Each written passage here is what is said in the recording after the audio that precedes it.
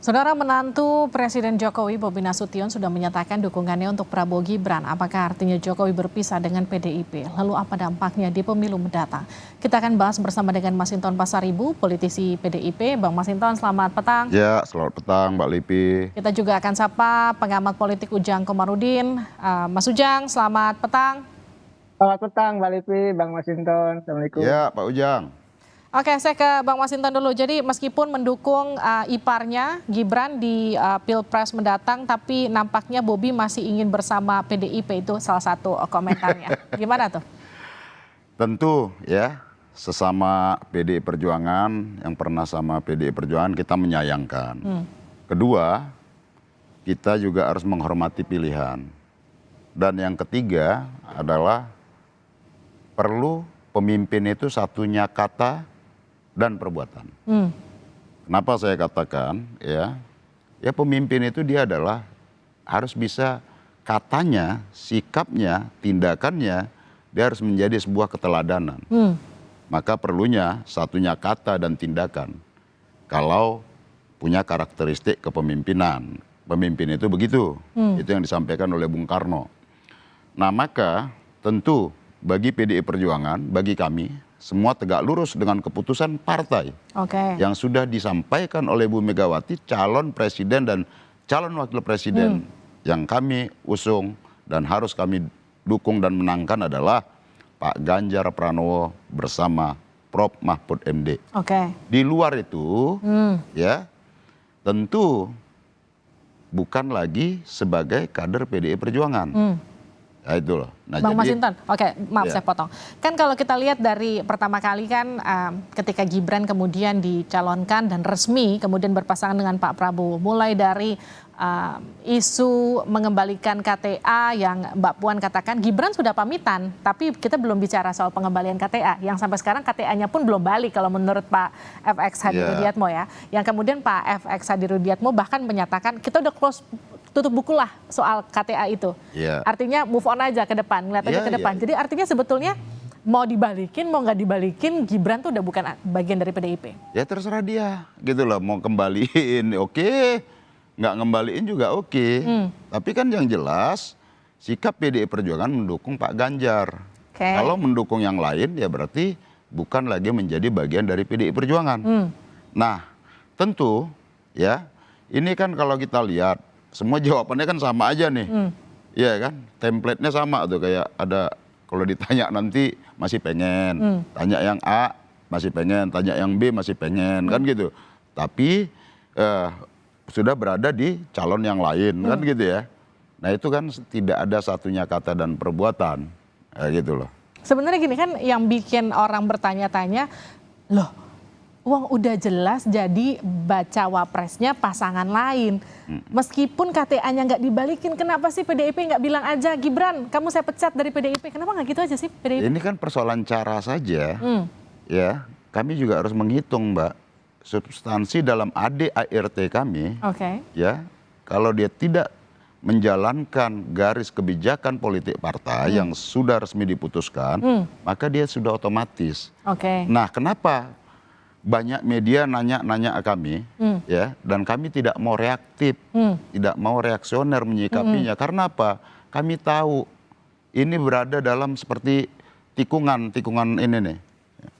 Ini goreng-gorengannya akan menjadi tinggi, bisa dibolak-balik, jadi gorengan, ya, akan jadi siapa yang siapa yang berbuat dan kemudian dia jadi playing victim, ya sama aja tuh, sama kayak hakim MK gitu loh. Ketua MK kan, template-nya kan sepertinya sama nih.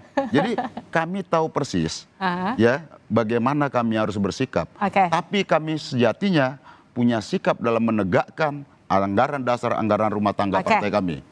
Saya ke Kang Ujang. Kang Ujang, ini Bang Masinton sabar beneran apa disabar-sabarin sih sebenarnya? Ya tentu beliau orang bijak ya, dan PDIP partai yang berpengalaman, tentu langkahnya akan terukur. Ya kalau kita bicara ADART partai, Bang Masinton yang tahu persis dan paham betul terkait dengan persoalan Gibran yang sebelumnya juga ada persoalan terkait dengan misalkan Pak Budiman Sujatmiko.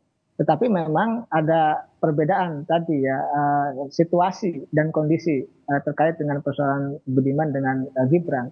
Karena tadi yang dikatakan Bang Masinton bahwa sejatinya ya kalau misalkan dipecat tahu-tahu elektabilitas Gibran naik jadi korban gitu, playing victim. Ini kan menjadi persoalan. Jadi sudah dalam konteks tertentu PDIP sudah rugi gitu ya karena ditinggalkan oleh Pak Jokowi dan keluarganya.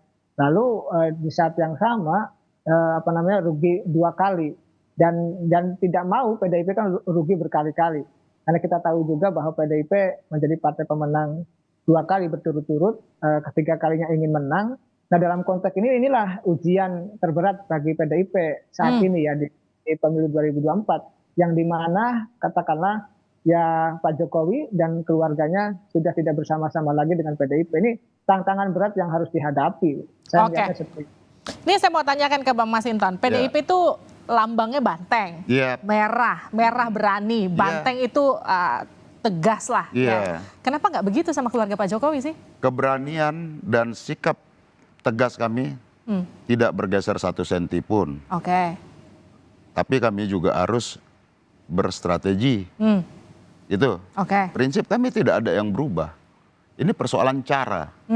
Ya, kami nggak mau dong tiba-tiba nanti malah tuduhannya berbalik ke kami, digoreng-goreng tadi. Ya, siapa berbuat apa yang dituduh, waduh PDI Perjuangan arogan apa segala macam gitulah. Udahlah, kita udah bisa baca itu. Maka ya yang kami ya dengan sikap tegas kami juga dilatih untuk sabar. Harus kader itu memiliki kesabaran revolusioner. Baik, itu yang kemudian ditanyakan. Maka kami harus bijak menyikapinya. Kami tidak mau reaktif, tidak mau masuk dalam langgam pancingan-pancingan yang itu akan menggoreng-goreng. Yes, itu yang kemudian jadi pertanyaan. Karena ada beberapa kali ketika misalnya ada satu keluarga yang kadernya kemudian bergabung dengan partai lain, ada yang kemudian kadernya bahkan maju di satu kontestasi politik begitu. Kemudian si kader PDIP tersebut kan bahkan dengan tegas sama PDIP dipecat begitu ya. Tapi ini tidak terjadi di keluarga Pak Jokowi. Itu yang kemudian sikap kami tegas. Ya. Sikap itu ada yang dipublish, ada yang tidak. Saya juga beberapa kali memperoleh peringatan apa dari yang nggak dipublish memang? Ada yang dipublish, ada yang tidak begitu. Jadi gimana? Apa yang nggak dipublish? Ini benar-benar perang dingin ya PDIP sama Pak Jokowi? Gak ada perang-perangan lah. Ya kan? Gak ada perang-perangan. Jadi di depannya senyum padahal enggak gitu. Ya kalau orang tidak lagi bersama kita, kan kita juga harus hormat.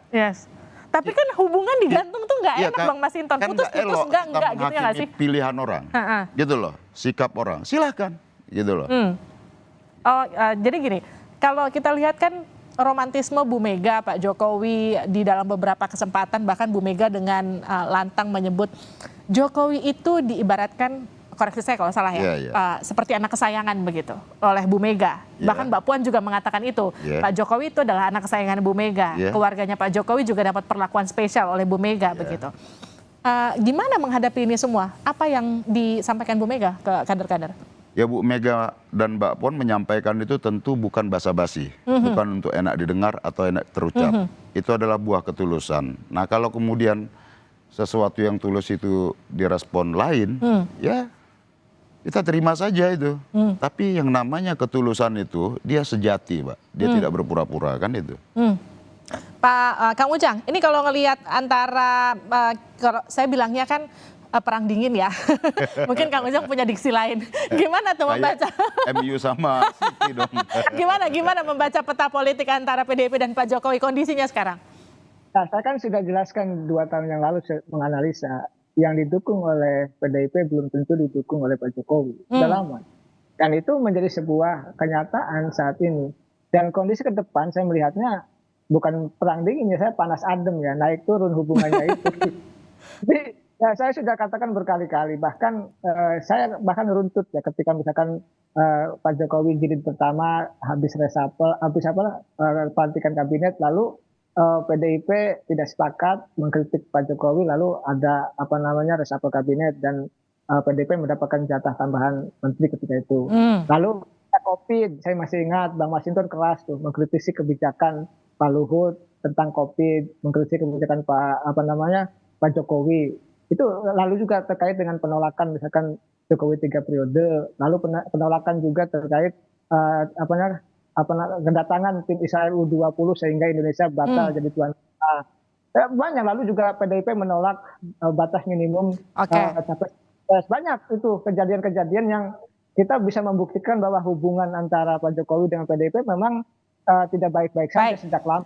Kang Ujang, ini kan kita agak bertanya-tanya karena seorang Joko Widodo itu kan orang yang kita kenal dari wali kota Solo, dibesarkan PDIP, dibawa ke Jakarta, sampai kemudian jadi presiden 2 periode juga bersama dengan PDIP.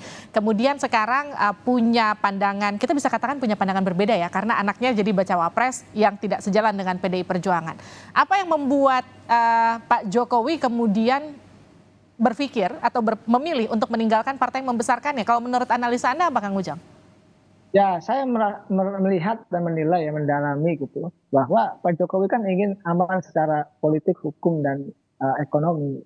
Nah, kalau sudah seperti itu, maka harus ada backup politik, baik beliau sebagai ketua partai ataupun backup politik dari pihak lain. Nah, PDIP ini dianggap tidak bisa membackup politik, ya, karena hubungannya tidak bagus, tidak baik lagi. Walaupun Pak Jokowi sebagai anak emas Ibu Mega, tapi tidak ada garansi ketika misalkan Pak Jokowi sudah selesai jadi presiden aman. Maka ya Pak Jokowi punya skema sendiri, punya skema sendiri. Yang tadi ya punya kendali sendiri, ingin jadi kingmaker, sehingga katakanlah ya ke depan Pak Jokowi bisa aman dalam konteks politik, hukum, dan ekonomi atau bisnis kan. Jadi itu naluriah seorang manusia, seorang presiden ketika misalkan akan landing seperti Pak SBY misalkan dulu selesai jadi presiden kan menjadi ketua umum Partai Demokrat. Kita ingin punya backup politik yang kuat. Nah, ketika misalkan Pak Jokowi itu tidak punya backup politik, maka ya dalam konteks tertentu pasti akan dikerjai oleh pihak politik. Itu yang jadi pertanyaan saya untuk Bang Masinton. Benar nggak backup politik landasan untuk Pak Jokowi landing pasca jadi presiden itu nggak disiapkan PDIP dan nggak cukup aman? Jadi tentu ya kalau persoalan pilihan, kalau tadi masalah backup segala macam kita nggak tahu. Tapi kami PDI Perjuangan ini tentu ada terhadap kader ya selalu bersama-sama. Nggak ada yang kita ini nggak pernah merasa meninggalkan kader atau apa ya. Kalau tadi persoalan backup politik atau apa, sepanjang itu berlangsung menjalankan dalam aspek ideologi dan program-program perjuangan kepartaian dan tidak menyalahi hukum, ya kita pasti jaga dong kader kita. Gitu loh.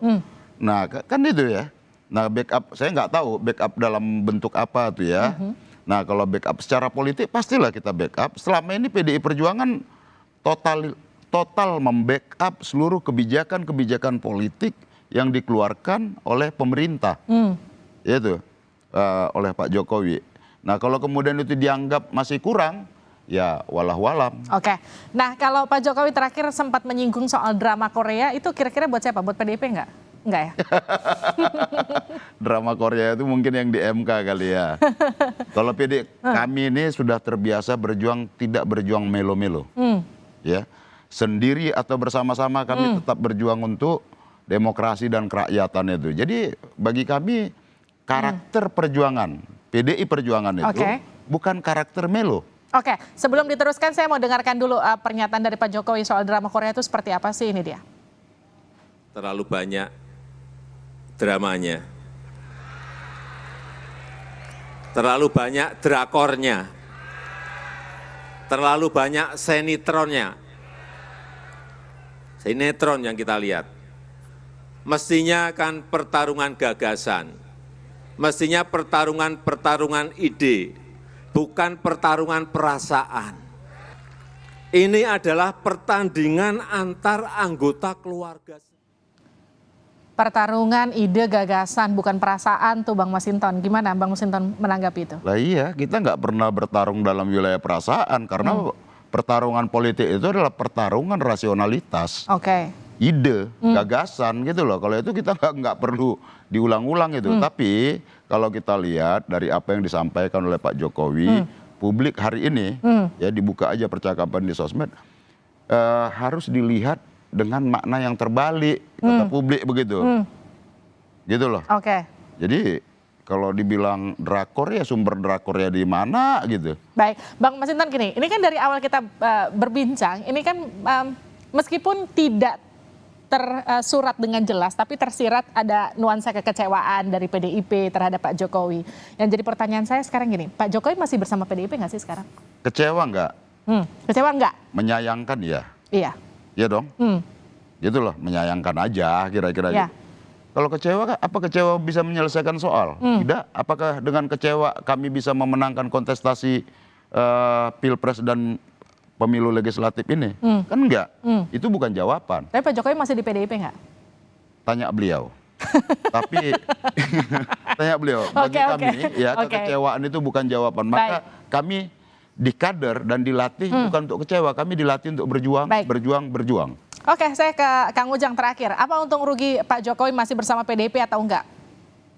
Ya tentu ini kerugian besar bagi PDIP. Misalkan PDIP ingin menang di Jawa Tengah sebagai basis massa. Ketika ada Gibran juga kan rugi. Pasti akan katakanlah beberapa bagian akan diambil. Dan itu sebuah kenyataan. Dan PDIP bagaimanapun butuh Pak Jokowi sebagai presiden. Itu yang ditayangkan oleh PDIP. Ya sejak lama bersama-sama di ujung berpisah. Nah itu kerugian besar kalau menurut saya. Tapi tadi ya harus kuat ya PDIP dalam konteks daya tahan politik. Dan PDIP sudah teruji. Tapi apakah ujian 2024 ini membuat PDIP lebih besar atau seperti apa? Kita lihat saja dinamikanya ke depan. Kita lihat nanti. Oke, karena politik itu cair ya. Kita nggak bisa menebak apa yang terjadi besok, minggu depan, bulan depan. Kita nggak ada yang tahu. Terima kasih Kang Ujang. Terima kasih juga Bang Masinton sudah terima kasih, bergabung di Mbak Sapa Lutfi. Indonesia Malam.